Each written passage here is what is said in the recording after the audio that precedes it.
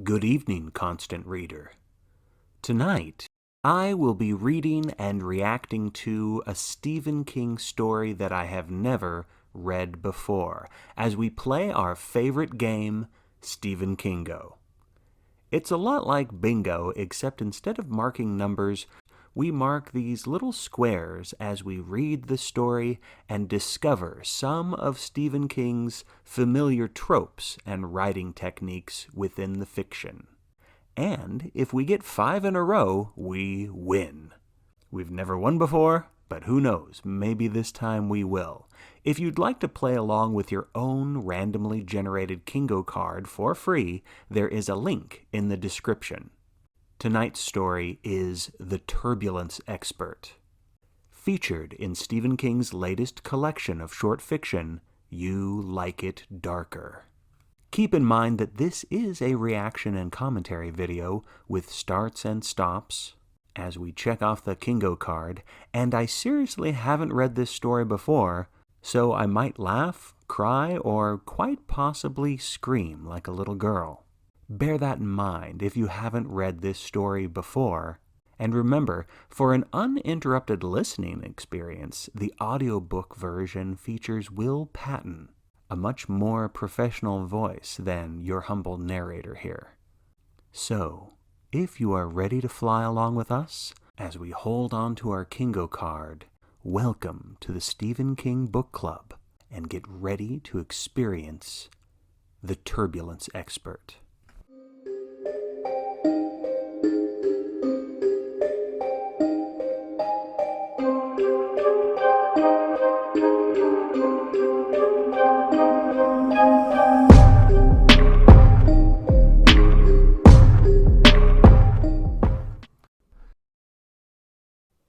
Before we begin, my guess from the story's title is that this will be a tale of terror that takes place on a jumbo jet. And I'm guessing this story will be especially intense for anyone with a phobia related to airplane travel. Do you have a fear of flying? Or have you had a harrowing experience high in the sky? Let us know in the comments. And now that we're all clear for takeoff, let's begin.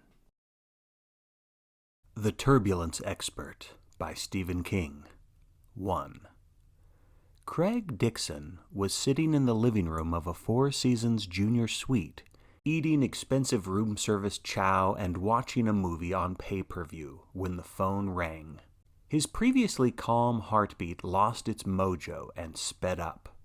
Dixon was unattached, the perfect definition of a rolling stone, and only one person knew he was here in this fancy hotel across from Boston Common. He considered not answering, but the man he thought of as the facilitator would only call back and keep calling until he answered. If he refused to answer, there would be consequences. This isn't hell, he thought. The accommodations are too nice, but it's purgatory, and no prospect of retirement for a long time.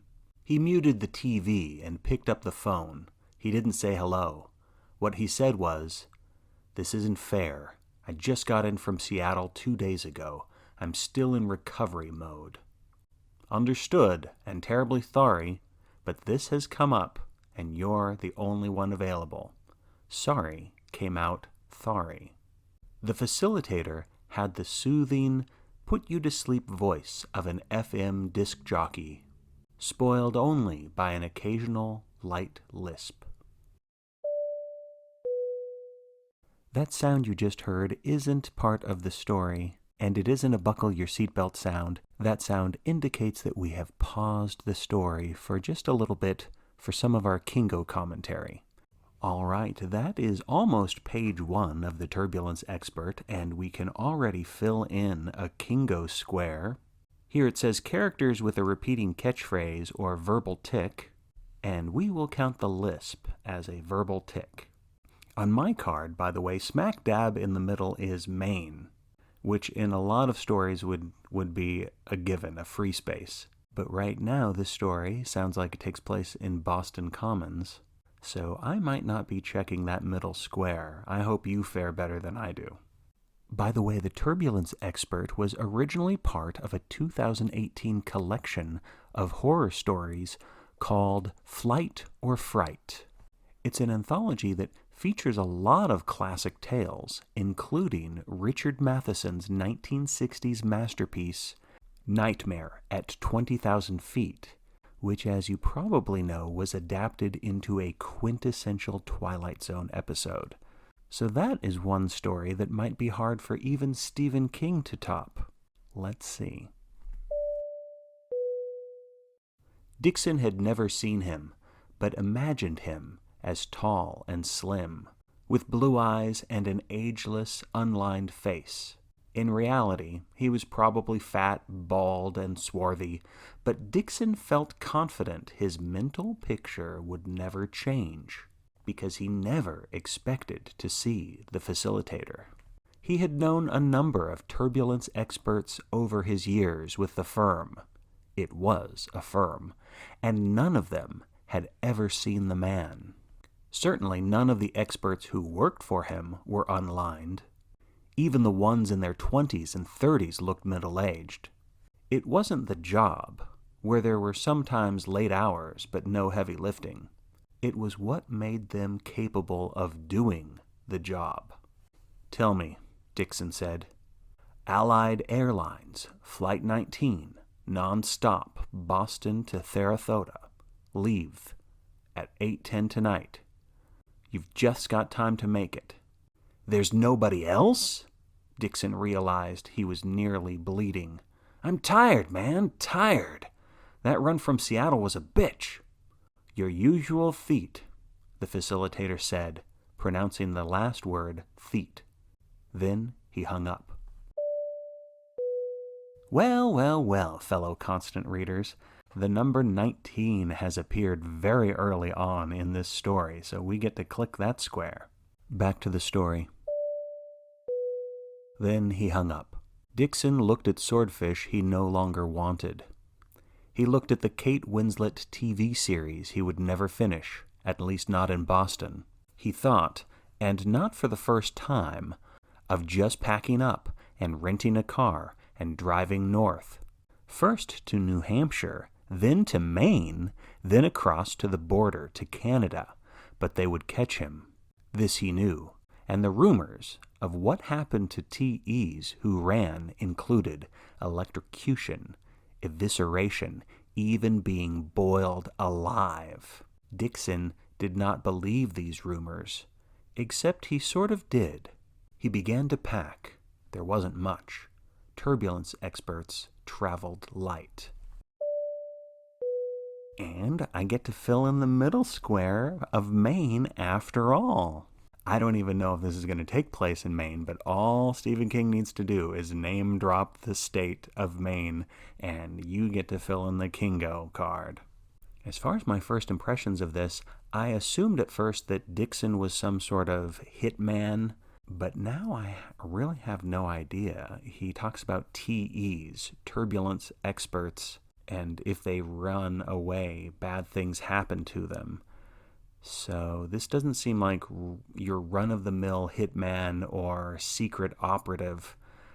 I'm wondering if the turbulence expert has some sort of ability and some dark secret government is using them on flights to protect the aircraft, maybe, or maybe to destroy something. So I have no idea right now if Dixon is a good guy or a bad guy. But I do know that he is tired. Let's see what happens. 2. His ticket was waiting for him at the counter. As always, his assignment placed him in coach, just aft of the starboard wing in the middle seat. How that particular one could always be available was another mystery, like who the facilitator was, where he was calling from, or what sort of organization he worked for. Like the ticket, the seat was just always waiting for him. Dixon placed his bag in the overhead bin and looked at tonight's neighbors and fellow travelers. A businessman with red eyes and gin breath on the aisle.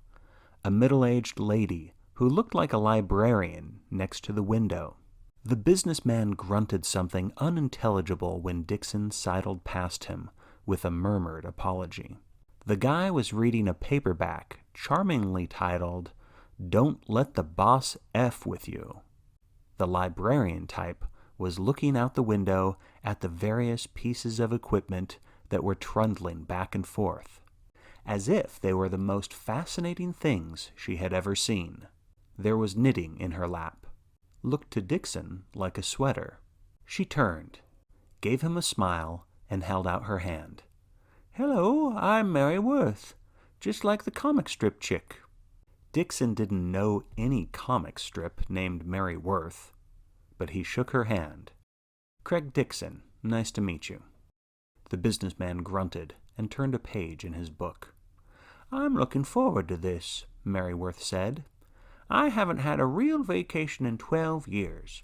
I'm sharing the rent of a little place on Siesta Key with a couple of chums." "Chums," the businessman grunted. The grunt seemed to be his default position. "Yes," Mary Worth twinkled. "We have it for 3 weeks. We've never actually met, but they are true chums. We're all widows. We met in a chat room on the internet. It's so wonderful, the internet. There was nothing like it when I was young." "Pedophiles think it's wonderful, too," said the businessman, and turned another page. Ms. Worth's smile faltered, then came on strong. "It's very nice to meet you, Mr. Dixon. Are you traveling for business or pleasure?" "Business," he said. The speakers went ding-dong. "Good evening, ladies and gentlemen. This is Captain Stewart speaking. You'll see that we are pulling away from the gate and beginning our taxi to runway 3, where we're third in line for takeoff. We estimate a 2-hour and 40-minute flight down to SRQ, which should put you in the land of palms and sandy beaches just before 11 o'clock. Skies are clear, and we're anticipating a smooth ride all the way. Now, I'd like you to fasten your seatbelts, put away any tray tables you may have lowered." "Like we had anything to put on them," the businessman grunted. "And secure any personal possessions you may have been using. Thank you for flying Allied tonight. We know you have many choices." "My ass," the businessman grunted. "Never mind your ass, just read your book," Dixon said. The businessman shot him a startled look. Dixon's heart was already beating hard. His stomach was clenched, his throat dry with anticipation. He could tell himself it was going to be all right. It was always all right. But that didn't help. He dreaded the depths that would soon open beneath him. Allied 19 took off at 8:13 p.m., just 3 minutes behind schedule. All right, what are your predictions so far, constant readers? I have a theory about Dixon's job on this aircraft. Given that he is a turbulence expert, so-called, I'm wondering if he has some sort of supernatural power that keeps airplanes from going down in storms. That's really silly now that I've said that out loud, but that's my only idea that I have so far. So I can't wait to see what Stephen King comes up with. Also, I do want to mention on our KINGO card, normally by the time we get several pages into a Stephen King story, there have been many uses of parenthesis, but so far in this text, I haven't seen a single parenthesis being used. So it looks like our favorite author is mixing it up. Here we go, back to the story. Somewhere over Maryland, a flight attendant pushed a drinks and snacks cart down the aisle. The businessman put his book aside, waiting impatiently for her to reach him. When she did, he took a can of Schweppes tonic, 2 little bottles of gin, and a bag of Fritos. His MasterCard didn't work when she ran it, and he gave her his American Express card, glaring at her as if the failure of his first offering were her fault. Dixon wondered if the MasterCard was maxed out, and Mr. Businessman saved the Amex for break glass in case of emergency situations. It could be. His haircut was bad, and he looked frayed around the edges. It didn't matter one way or the other to Dixon, but it was something to think about besides the constant low terror, the anticipation. They were cruising at 34,000 feet, and that was a long way down. Mary Worth asked for some wine and poured it neatly into her little plastic glass. "You're not having anything, Mr. Dixon?" "No, I don't eat or drink on airplanes." Mr. Businessman grunted. He was already through his first gin and tonic and starting on the second. "You're a white-knuckle flyer, aren't you?" Mary Worth asked sympathetically. "Yes." There was no reason not to admit it. "I'm afraid I am." "Needless," Mr. Businessman said. Refreshed by his drink, he was speaking actual words instead of grunting them out. "Safest form of travel ever invented. Hasn't been a commercial aircraft crash in donkey's years. At least not in this country." "I don't mind," Mary Worth said. She had gotten halfway into her small bottle, and there were roses in her cheeks. Her eyes sparkled. "I haven't been on a plane since my husband died 5 years ago. But the two of us used to fly together 3 or 4 times a year. I feel close to God up here." As if on cue, a baby began to cry. "If heaven is this crowded and noisy," Mr. Businessman observed, surveying the 737's crowded coach cabin, "I don't want to go." "They say it's 50 times safer than automobile travel," Mary Worth said. "Perhaps even more. It might have been 100. "Try 500 times safer." Mr. Businessman leaned past Dixon and held out a hand to Mary Worth. Gin had worked its temporary miracle, turning him from surly to affable. "Frank Freeman." She shook with him, smiling. Craig Dixon sat between them, upright and miserable. But when Freeman offered his hand, he shook it. "Wow," Freeman said, and actually laughed. "You are scared. But you know what they say, cold hands, warm heart." He tossed off the rest of his drink. Dixon's own credit cards always worked. He stayed in first-class hotels and ate first-class meals. Sometimes he spent the night with a good-looking woman, paying extra to indulge in quirks that were not, at least judging by certain internet sites Mary Worth probably did not visit, very quirky. He had friends among other turbulence experts. They were a close-knit crew, bound together not only by their occupation, but by their fears. The pay was far better than good. There were all those fringe benefits, but at times like this, none of it seemed to matter. At times like this, there was only the fear. It would be all right. It was always all right. But as he waited for the shitstorm to happen, that thought had no power, which was, of course, what made him good at the job. 34,000 feet. A long way down. 4. CAT for clear air turbulence. Dixon knew it well, but was never prepared for it. Allied 19 was somewhere above South Carolina when it hit this time. A woman was making her way to the toilet at the back of the plane. A young man wearing jeans and a fashionable scruff of beard was bending to talk to a woman in an aisle seat on the port side, the two of them laughing about something. Mary Worth was dozing with her head resting against the window. Frank Freeman was halfway through his 3rd drink and his 2nd bag of Fritos. The jetliner canted to port and took a gigantic upward leap, thudding and creaking. The woman, on her way to the can, was flung across the last row of portside seats. The bearded, scruffy young man flew into the overhead bulkhead, getting one hand up just in time to cushion the blow. Several people who had unfastened their seatbelts rose above their seatbacks as if levitated. There were screams. The plane dropped like a stone down a well, thudded, then rose again, now tilting the other way. Freeman had been caught raising his drink and was now wearing it.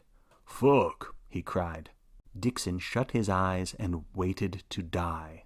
He knew he would not if he did his job. It was what he was there for, but it was always the same. He always waited to die. The ding-dong went. "This is your captain speaking." Stewart's voice was, as some sportscaster had popularized the phrase, as cool as the other side of the pillow. "We seem to have run into some unexpected turbulence, folks. I have—" The plane took another horrifying lift. 60 tons of metal thrown upward like a piece of charred paper in a chimney, then dropped with another of those creaking thuds. There were more screams. The bathroom-bound lady, who had picked herself up, staggered backward, flailed her arms, and fell into the seats on the starboard side. Mr. Beardscruff was couched in the aisle, holding on to the armrests on either side. 2 or 3 of the overhead compartments popped open, and luggage tumbled out. "Fuck," Freeman said again. "So I have turned on the seatbelt sign," the pilot resumed. "Sorry about this, folks. We'll be back to smooth air." The plane began to rise and fall in a series of stuttering jerks, like a stone skipping across a pond. "In just a few, so hang in there." The plane dropped, then booted upward again. The carry-on bags in the aisle rose and fell and tumbled. Craig Dixon's eyes were crammed shut. His heart was now running so fast that there seemed to be no individual beats. His mouth was sour with adrenaline. He felt a hand creep into his and opened his eyes. Mary Worth was staring at him, her face parchment pale, her eyes huge. "Are we going to die, Mr. Dixon?" "Yes," he thought. "This time we are going to die." "No," he said. "We're perfectly all The plane seemed to run into a brick wall, throwing them forward against their belts, and then heeled over to port. 30 degrees, 40, 50. Just when Dixon was sure it was going to roll over completely, it righted itself. Dixon heard people yelling. The baby was wailing. A man was shouting. "It's okay, Julie. It's normal. It's okay." Dixon shut his eyes again and let the terror fully take him. It was horrible. It was the only way. He saw them rolling back, this time not stopping, but all the way over. He saw the big jet losing its place in the thermodynamic mystery that had formerly held it up. He saw the nose rising fast, then slowing, then heeling downward like a roller coaster car about to plunge. He saw the plane starting its ultimate dive, the passengers who had been unbelted now plastered to the ceiling, the yellow oxygen masks doing a final frantic tarantella in the air. He saw the baby flying forward and disappearing into business class, still waiting. He saw the plane hit, the nose in the first-class compartment, nothing but a crumpled steel bouquet blooming its way into coach, sprouting wires and plastic and severed limbs, even as the fire exploded, and Dixon drew a final breath that ignited his lungs like paper bags.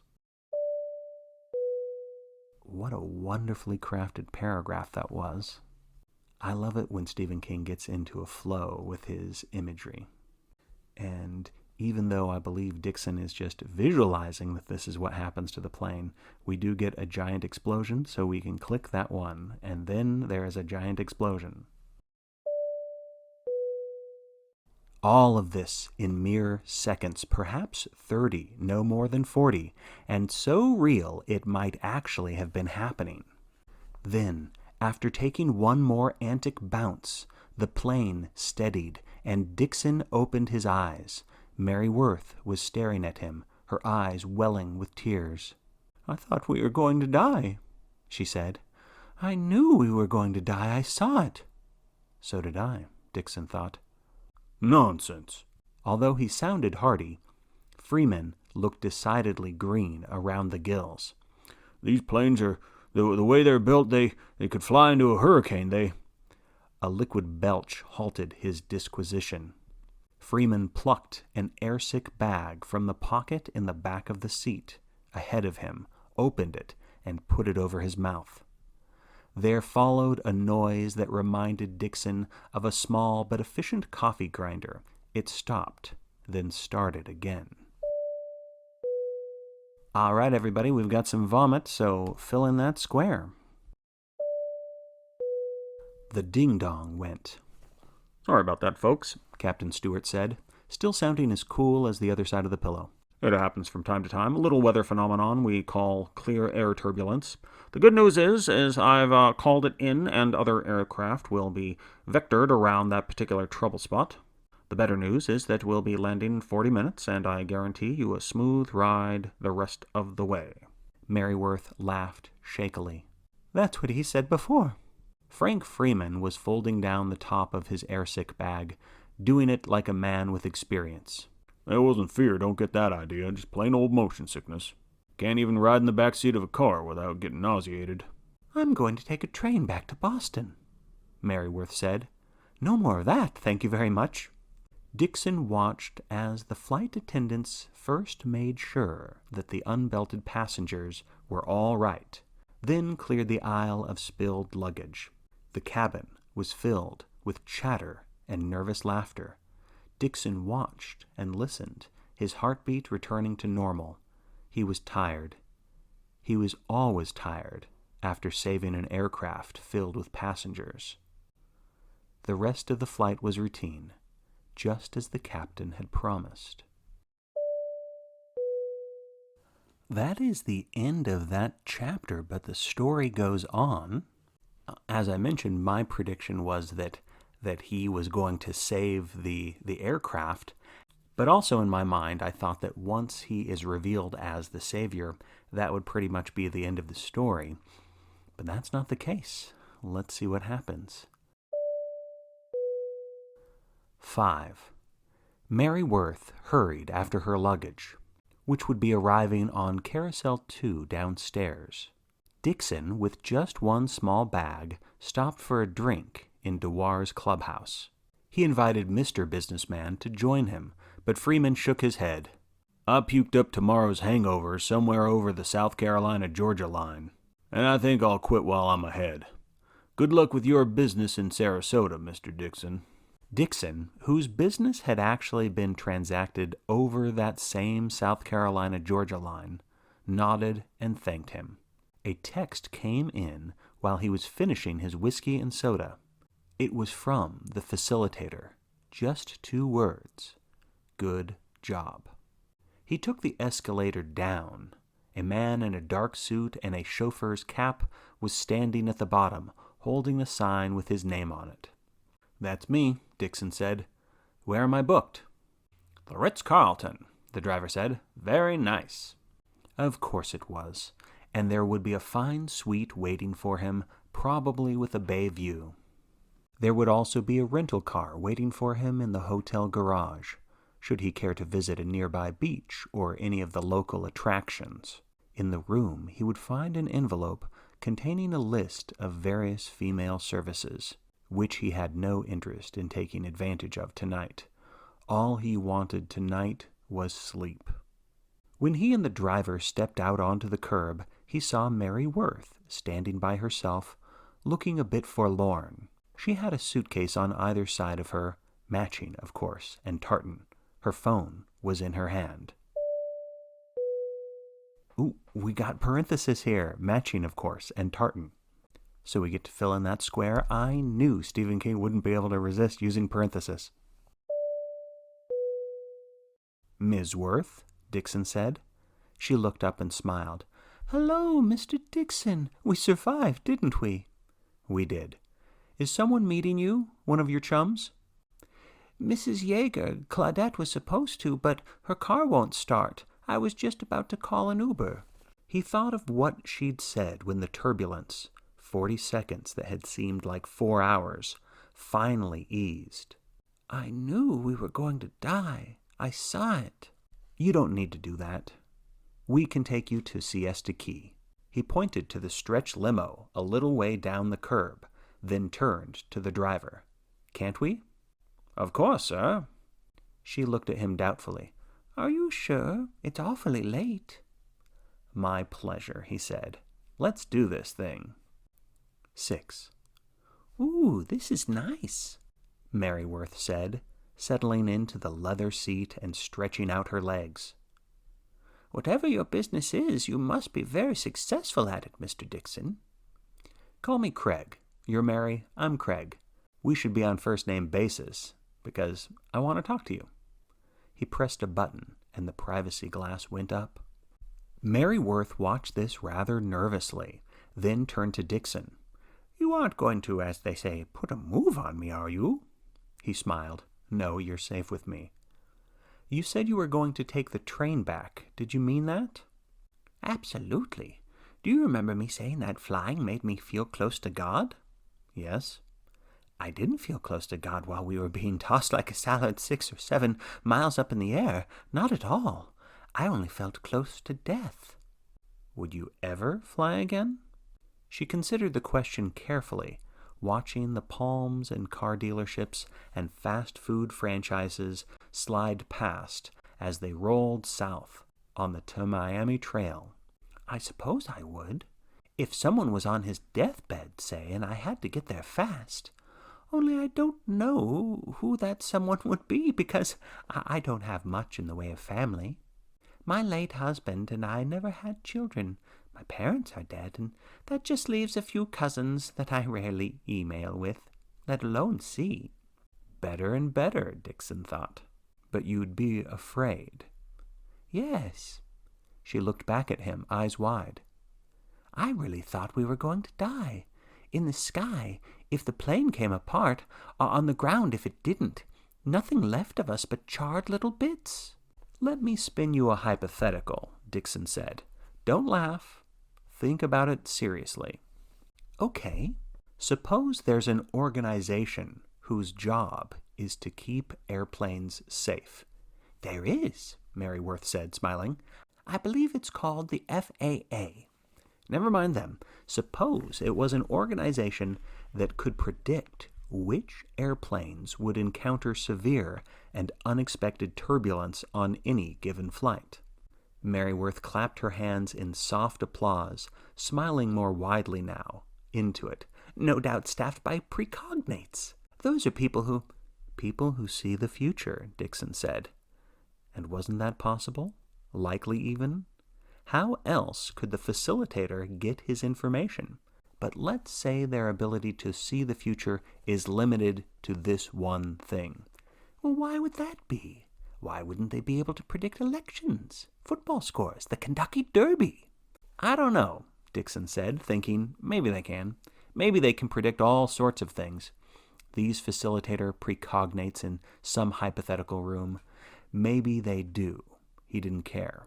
Now, let's go a little further. Let's suppose Mr. Freeman was wrong. The turbulence of the sort we encountered tonight is a lot more serious than anyone, including airlines, believes or is willing to admit. Suppose that kind of turbulence can only be survived if there is at least one talented, terrified passenger on each plane that encounters it. He paused. And suppose that on tonight's flight, that talented and terrified passenger was me. She peeled merry laughter, and only sobered when she saw he wasn't joining her. What about the planes that fly into hurricanes, Craig? I believe Mr. Freeman mentioned something about planes like that just before he needed to use the airsick bag. Those planes survive turbulence that's probably even worse than what we experienced this evening. But the people flying them know what they're getting into, Dixon said. They are mentally prepared. The same is true of many commercial flights. The pilot will come on even before takeoff and say, "Folks, I'm sorry, but we're in for a bit of a rough ride tonight, so keep those seatbelts buckled." I get it, she said. Mentally prepared passengers could use, I guess you'd call it, united telepathic strength to hold the plane up. It's only unexpected turbulence that would call for the presence of someone already prepared, a terrified, I don't know what you'd call a person like that. A turbulence expert, Dixon said quietly. That's what you'd call them. What you'd call me. You're not serious. I am. And I'm sure you're thinking right now that you're riding with a man suffering a serious delusion, and you can't wait to get out of this car. But in fact, it is my job. I'm well paid. By whom? I don't know. A man calls. I and other turbulence experts, there are a few dozen of us, call him the facilitator. Sometimes weeks go by between calls. Once it was 2 months. This time was only 2 days. I came to Boston from Seattle and over the Rockies. He wiped a hand over his mouth, not wanting to remember, but remembering anyway. Let's just say it was bad. There were a couple of broken arms. They turned. Dixon looked out the window and saw a sign reading Siesta Key, 2 miles. If that was true, she said, why in God's name would you do it? The pay is good. The amenities are good. I like to travel, or did anyway. After 5 or 10 years, all places start to look the same. But mostly, he leaned forward and took one of her hands in both of his. He thought she might pull away, but she didn't. She was looking at him, fascinated. It's saving lives. There were over 150 people on that airplane tonight. Only the airlines don't just call them people, they call them souls. And that's the right way to put it. I saved 150 souls tonight. And since I've been doing this job, I've saved thousands. He shook his head. No, tens of thousands. But you're terrified each time. I saw you tonight, Craig. You were in mortal terror. So was I. Unlike Mr. Freeman, who only threw up because he was airsick. Mr. Freeman could never do this job, Dixon said. You can't do the job unless you're convinced each time the turbulence starts that you are going to die. You're convinced of that even though you know you're the one making sure that won't happen. The driver spoke quietly from the intercom. 5 minutes, Mr. Dixon. I must say this has been a fascinating discussion, Mary Worth said. May I ask how you got this unique job in the first place? By the way, for the record, I think I love Miss Mary Worth.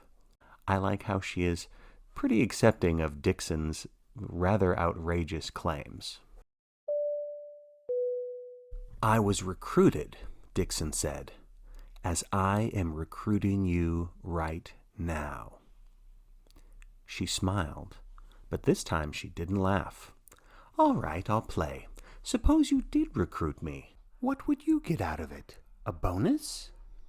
Yes, Dixon said. 2 years of his future service forgiven. That was the bonus. 2 years closer to retirement. He had told the truth about having altruistic motives, saving lives, saving souls. But he had also told the truth about how travel eventually became wearying. The same was true of saving souls, when the price of doing so was endless moments of terror high above the earth. Should he tell her that once you were in, you couldn't get out? That it was your basic deal with the devil? He should, but he wouldn't. They swung into the circular drive of a beachfront condo. 2 ladies, undoubtedly Mary Worth's chums, were waiting there. Would you give me your phone number? Dixon asked. What, so you can call me? Or so you can pass it on to your boss, your facilitator? The latter, Dixon said. She paused, thinking. The chums in waiting were almost dancing with excitement. Then Mary opened her purse and took out a card. She handed it to Dixon. This is my cell number. You can also reach me at the Boston Public Library. Dixon laughed. I knew you were a librarian. Everyone does, she said. It's a bit boring, but it pays the rent, as they say. She opened the door. The chums squealed like rock show groupies when they saw her. There are more exciting occupations, Dixon said. She looked at him gravely. There's a big difference between temporary excitement and mortal fear, Craig, as I think we both know. He couldn't argue with her on that score, but it wasn't exactly a no. He got out and helped the driver with her bags while Mary Worth hugged two of the widows she had met in an internet chat room. 7. Mary was back in Boston and had almost forgotten Craig Dixon when her phone rang one night. Her caller was a man with a very slight lisp. They talked for quite a while. The following day, Mary Worth was on Jetaway Flight 694, non-stop from Boston to Dallas, sitting in coach, just aft of the starboard wing, middle seat. She refused anything to eat or drink. The turbulence struck over Oklahoma. And that is the end. All right, okay, we got a secret society. And what's interesting about this particular secret society in terms of a Stephen King story is that it's pretty benevolent. The facilitator is ominous, and it's kind of creepy that once you do this job, you apparently can't get out of it. But it seems like there is an end date in store for Dixon because he gets a 2-year bonus off of future service, 2 years closer to retirement. This was an intriguing story. I hope you liked listening to it. On some of the KINGO cards, you might see a square that says a corrupt government official. And if you have that one, you could check it. I don't think I have it on this particular KINGO card of mine. But let's check this KINGO card because I think there's at least a couple more things we can fill out. All right, we got the first 2 squares. The third square here is characters hear another voice in his or her mind.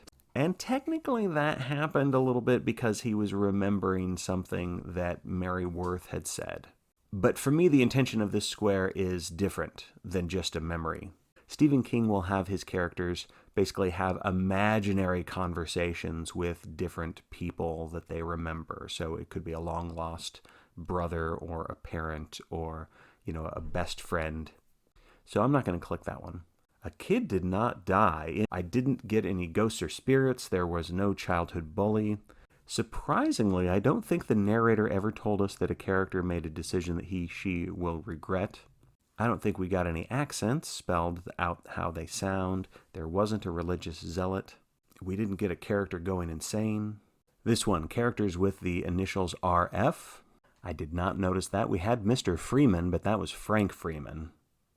A missed opportunity there, Mr. King. Did someone sing a song or recite a poem? I don't think so. Someone laughs uproariously at something unfunny. I didn't catch that one there. I don't think there were any mentions of breasts or the Red Sox or aliens or a mentally challenged savant. We didn't even get King's usual attire, chambray shirt or Lord Buxton wallet or the Sam Brown belt or engineer boots. And I didn't even catch a reference to another Stephen King book. There was a little bit of alcohol involved with Frank Freeman, so I'm going to click that one because Frank is probably an alcoholic.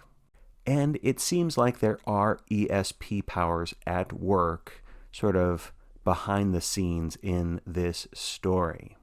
So that means I filled in 8 spaces, but I never got 5 across. So I did not get a Stephen Kingo. But maybe if you were playing along, maybe you did. So let us know in the comments how you fared. And also, if there's something that I didn't catch that you think I should have counted, let us know in the comments as well. And let us know what you think of Stephen King's relatively new story, The Turbulence Expert.